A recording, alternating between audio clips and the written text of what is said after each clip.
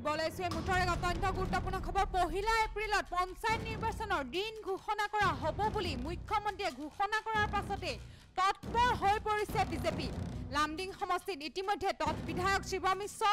দলৰ কৰ্মীসকলৰ মনোবল বৃদ্ধি কৰিবলৈ লামডিং সমষ্টিত কাকি ডিফ্লুট বিজেপিৰ এটা মণ্ডল কাৰ্যালয় মুকলি কৰাৰ লগতে নৱনিৰ্বাচিত বিজেপি কাকি মণ্ডলৰ সভাপতি হিচাপে দায়িত্ব পোৱা যুৱ নেতা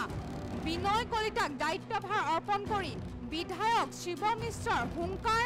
পূৰ্বতকৈ লামডিং সমষ্টিত এইবাৰ বিজেপিৰ ফলাফল ভাল হ'ব ৰাইজে মনে মনে বিজেপিক ভোট দিবলৈ প্ৰস্তুতি আৰম্ভ কৰিছে সমষ্টি পুনৰ নিৰ্ধাৰণৰ পাছত প্ৰথমবাৰৰ বাবে হ'ব লগা পঞ্চায়ত নিৰ্বাচনী যুঁজখন নিশ্চিতভাৱে আকৰ্ষণীয় হ'ব আমি পুনৰবাৰ জনাবলৈ যত্ন কৰি আছো সংবাদ লহৰ চাই থকা প্ৰতিগৰাকী দৰ্শকৰ বাবে এক গুৰুত্বপূৰ্ণ খবৰ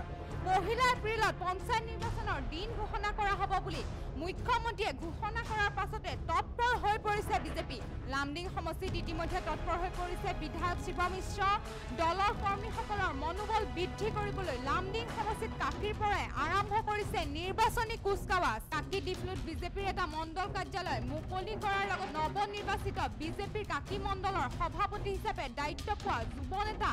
বিধায়ক শিৱ মিশ্ৰৰ হুংকাৰ পূৰ্বতকৈ লামডিং সমষ্টিত এইবাৰ বিজেপিৰ ফলাফল ভাল হ'ব ৰাইজে মনে মনে বিজেপিক ভোট দিবলৈ প্ৰস্তুতি আৰম্ভ কৰিছে সমষ্টি পুনৰ নিৰ্ধাৰণৰ পাছত প্ৰথমবাৰৰ বাবে হ'ব লগা পঞ্চায়ত নিৰ্বাচনৰ যুঁজখন নিশ্চিতভাৱে আকৰ্ষণীয় হ'ব ভাৰতীয় জনতা পাৰ্টি নিশ্চিত সভা জিকিবই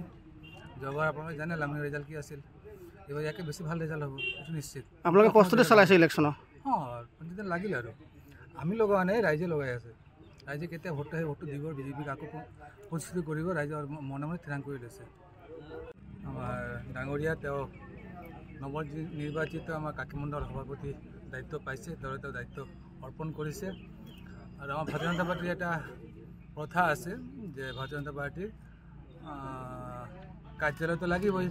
দলৰ যিবিলাক কাজ কামবিলাক আছে এইবিলাক কৰাৰ কাৰণে কাৰ্যালয় লাগে তাৰ কাৰণে যদিও টেম্পৰাৰী হয় টেম্পৰাৰী ভিত্তিত আমি এটা কাৰ্যালয় ইয়াত পাইছোঁ আজি এইটো শুভাৰম্ভণি হ'ল অহা দিনত আমি পাৰ্মানেণ্ট স্থায়ী এটা কাৰ্যালয় বনোৱাৰ আমাৰ পৰিকল্পনা আছে আমি আশাবাদী ইয়াত যদি মাটি চাটি পাই যাওঁ আমি এটা স্থায়ী কাৰ্যালয় নিৰ্মাণ কৰিম তাৰ কাৰণে আমি আশাবাদী আমাৰ ভাতৃপতি বিনয় কলিতা তেওঁৰ যে টীম য়াংষ্টাৰ সকলো যুৱক যুৱতীক লৈ পেলাই কাকি মণ্ডল এটা ভাল মণ্ডল ৰূপে পৰিগণিত হ'ব কাৰণ লামডিঙৰ 4টা মণ্ডল আছে 4টাৰ মাজত কাকি মণ্ডল এটা অন্তৰ্ভুক্ত যদি আগতে ভাল কাম হৈছিল ইয়াকে বেছি ভাল কাম হ'ব বুলি মই আশাবাদী